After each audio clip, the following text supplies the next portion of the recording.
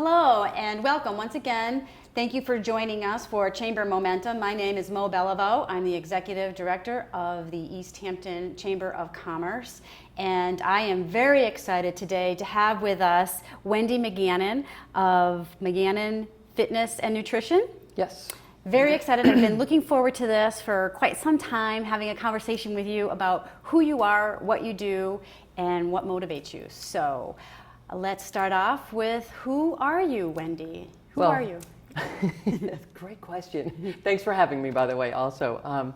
I am the owner and personal trainer and nutrition coach over at McGannon Fitness and Nutrition.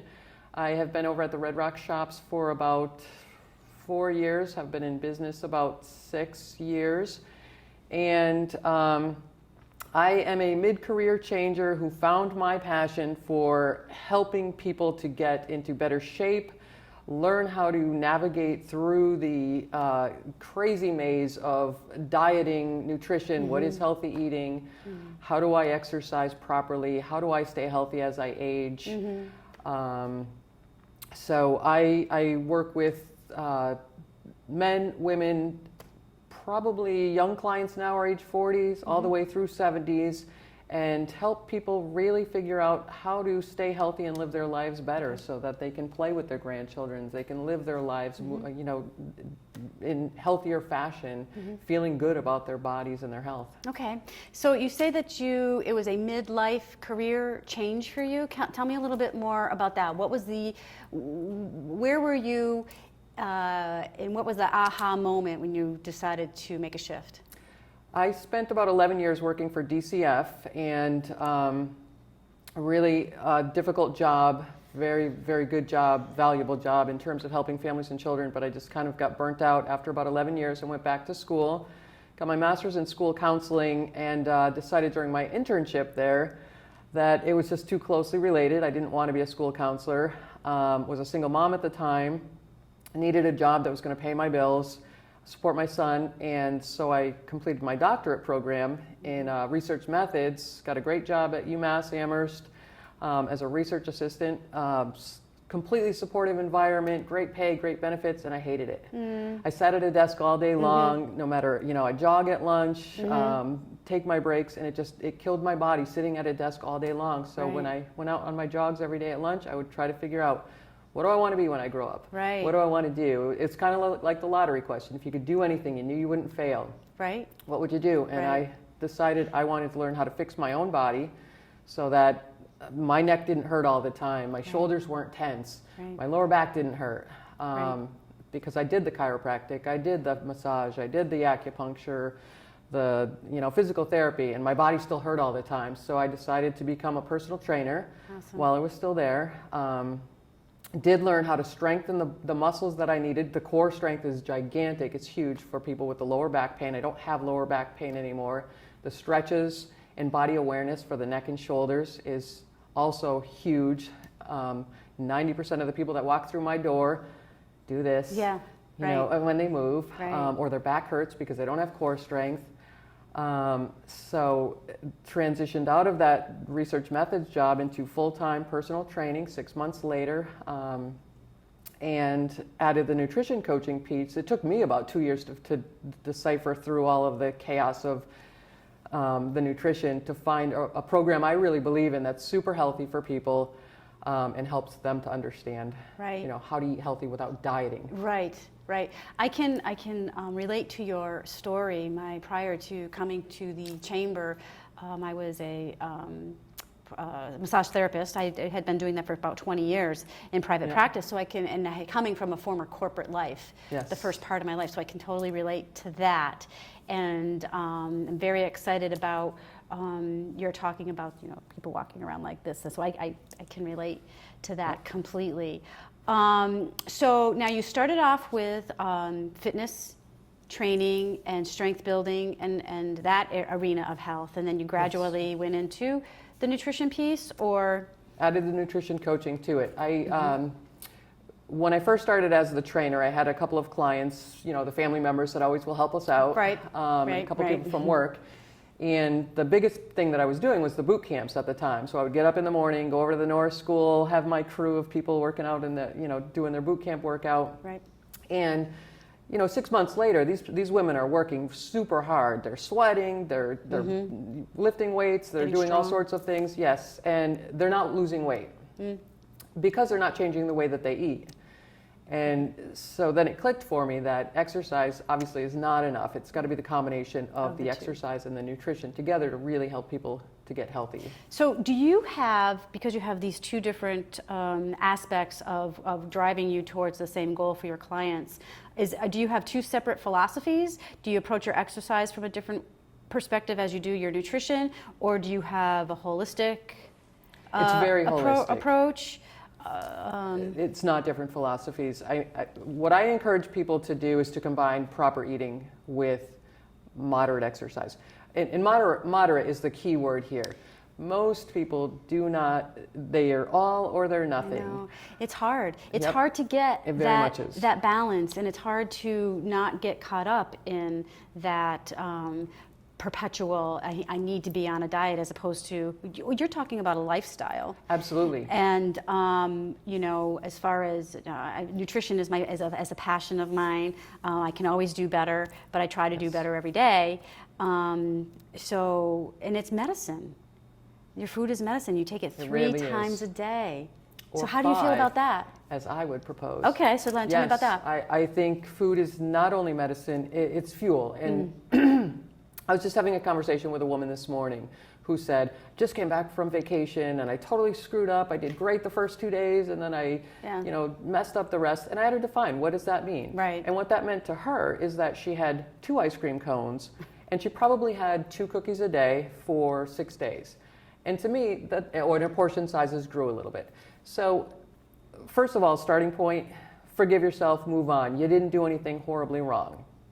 But the more that we can make little changes every single day, meaning like with this particular example, food being medicine or fuel for our bodies, we have to balance our taste bud needs and our brain needs with what does our body need. And what our body needs is often very different than what our taste buds and our brain wants. Right. So there are no foods, in my opinion, that should ever be off limits to people. Because once they are, we want them more. Well, and doesn't that, I also have the perspective too, if you've decided that something is bad, Yes. then that's the effect that it will maybe have on you, as opposed to, well, you know what, if you don't put a label on it, but you just try to avoid, like the white stuff. And Absolutely, yes, and make small changes that are maintainable changes over time.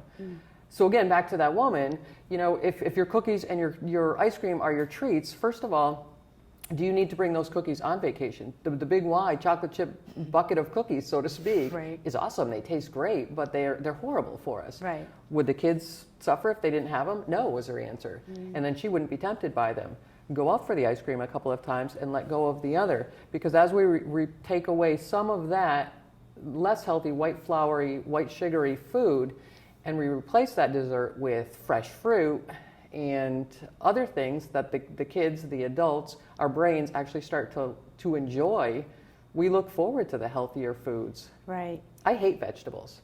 I mean, but I've taught myself, because my body loves the way I feel afterwards, Right. I've taught myself to eat and learn to enjoy vegetables I didn't even know existed 5 years ago. Right. It's interesting how you can perhaps avoid, say, for instance, white sugar. If you avoid that for a certain amount of days, and it's not even really all that long, it almost seems like maybe 3 or 4 days for me, and then all of a sudden I find that I'm not drawn to it as much. And I can either choose to take it or not to take it. It's a little bit easier for me to say, That's great. you know what, I don't know if I want that right now. I'd rather have something maybe a little bit more savory as opposed to sugary.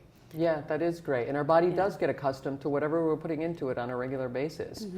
And the white sugar can easily be replaced, sweetener-wise anyway, with natural sweeteners that are more healthy for us, with a little bit of honey, a little bit of pure maple syrup, or a little bit of agave nectar. Right. Not the agave syrup, though. That's even worse than the fructose. The agave nectar as opposed to the agave syrup. That would be a better choice, the nectar. Oh, absolutely, yes. If we think in terms of anything in its natural form, plant-based, the less processed a food or a beverage is, the better it is for us. Right, right. So, Wendy, obviously, you're really passionate about these things that you're involved with. What is the one thing or a couple of things that really, sparks your fire here, that gets you going and gets you wound up and wanting to share that with others? I can't imagine doing a job that's better than the one that I have right now. I had a client yesterday who asked me, how can you do this all day? And I was like, are you kidding me? Right. Every client that walks through my door has some tight muscle, some ache or pain, some low energy level, they've got some issue when they walk through my door. When they leave a half an hour to an hour later, 99 times out of 100, they feel better. They're stronger, their energy's up, their mental well-being. Yes, thank you. Their mental well-being has improved. One of the other things that we haven't really talked about is that indirectly, I help people to work on being present, right, in every session, focusing on body awareness. What are they doing when they're doing their exercise? What's happening with, if we're doing a core exercise, what are you doing with your neck or your shoulders, or what's happening with your back? And the more body awareness that people practice with exercise, the hope is, and I give them this information too, don't expect them to just make the jump, but the hope is that they then practice more body awareness and presence in their daily lives, because everything that they do in the hour with me, the purpose of it is to be more successful and happy and higher functioning and healthy in what they do away from me. What do you find is your greatest business challenge, and then your greatest client challenge in both the nutrition and the fitness area? But let's start with the business challenge. What is your greatest business challenge? Everything not related to working directly with clients. Right. So the marketing, the computer work, the minutia detail. So knowing that, I've actually been working to delegate a little bit more. Hired an awesome office person that helps me out. That's terrific. With that, I have another trainer and another a Zumba instructor who help me out with a few other things. And I have a marketing person. Perfect. Who I then have her, we meet every so often, and I say, this isn't going to happen unless you do it, just please do it for me. Right. And she's great. And I think that's really wise. I think that's a lot of, a big challenge for many micro entrepreneurs, is because they just love the thing that they're doing so much that's all that other stuff is just a pain. Yeah, it has to get done. But it has to be done, and you need to, marketing in particular, you need to have that presence. Right. In front, and the chamber can help you out with that. Thank you. The chamber can help you out and help you to network and that sort of thing. So now, what about your clients? What do you find is a challenge for them, or perhaps for you when you're working with them? The biggest. Is that too many questions? I'm sorry. I'll try to focus on them. Okay. Collectively. The biggest challenge I think for my clients is follow through when they're away from me. They do great. They're amazing when they're with me. They work super hard. They're focused. They're motivated. They then, I'll give them homework between the times that we meet, and there's certainly several of my clients, probably 25%, who will go home and do exactly what I tell them. They can get it done. But part of the reason I have a job is the other 75% can't get it done. They don't have they need the accountability, they need the motivation, the push when they're with me. It's so true. For better and worse. But I think it's human nature. I mean, trainers go to trainers because we need motivation also. The biggest frustration is more on the nutrition side, the people that are really looking to take the weight off, really want to do the work, but it's super hard to make those changes. So what I try to do with them is, if there's this many changes that they need to make, I try to have them focus on this many at a time, and I think they struggle with that because they're like, well, I can't just do this many because I want to be in my bikini by 8 weeks from now, and I have 50 pounds to lose. I'm like, well, let's work on setting realistic goals, and maintainable goals, because I don't want people to diet. Well, and it's hard because you're eating 3 times a day or more, as you said before, perhaps 5. Yeah. Let's talk about that. So now, why Are you thinking more smaller meals? Are you Absolutely. an advocate for the recent thought, and there's some scientific study, I think, going on around calorie restriction and that sort of stuff? What do you think about that? I'm not a big supporter of the calorie restriction. I am a big supporter of moderation and the smaller meals. The basic philosophy behind what I teach people with the nutrition is to eat smaller meals every 2 to 4 hours. Don't focus on the calories per se, but focus on what you're putting into your mouth during those, 4 to 5 meals. So every time you're eating, think about some lean protein. We've got fats, we've got carbohydrates, and we've got protein. Most people don't have any trouble getting enough fats and carbohydrates into their bodies. But protein, we don't store it. We need to replenish it every day. Good protein too, not like Atkins, eat whatever you want kind of protein. It's lean protein. Getting that every time you eat. Getting vegetables in every time you eat, or fruit. Weight Watchers. I don't know if they're still doing it, but one of their point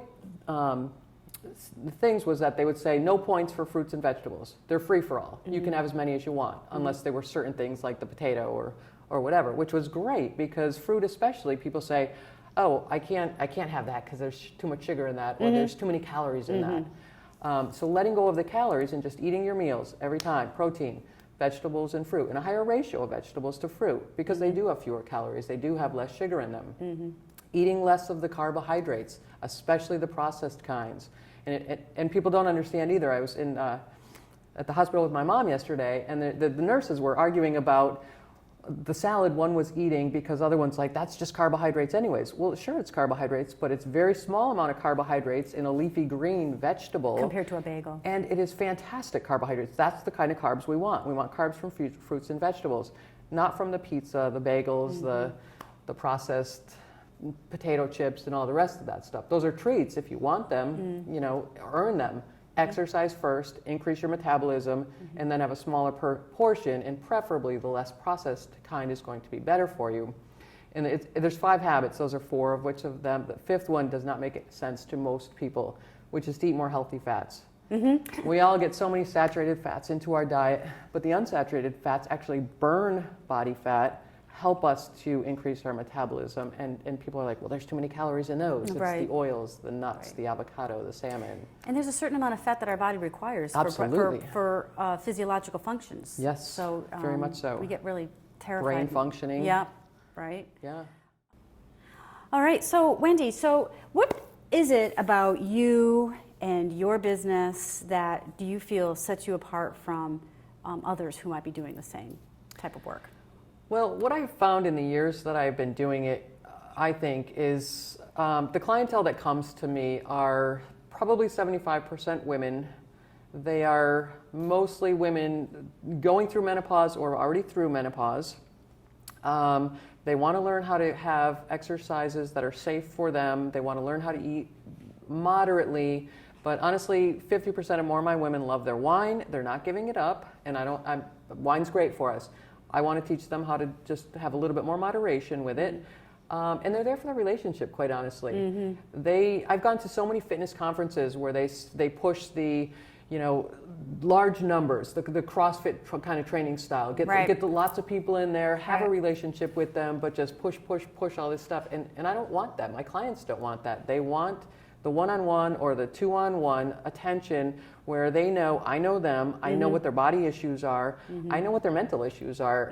It's not therapy, but they talk. And some women that come in, some of the men even too, they don't have anybody else that listens to them. Right. So they're working hard exercise-wise, but they also get to vent a little bit, they get to ask me questions, they get to have a relationship with somebody that 1 hour twice a week is only about them. And they otherwise are the caretakers, they're the givers, they're the doing for everybody else. This is their time that they get twice a week. Nothing is just all about them.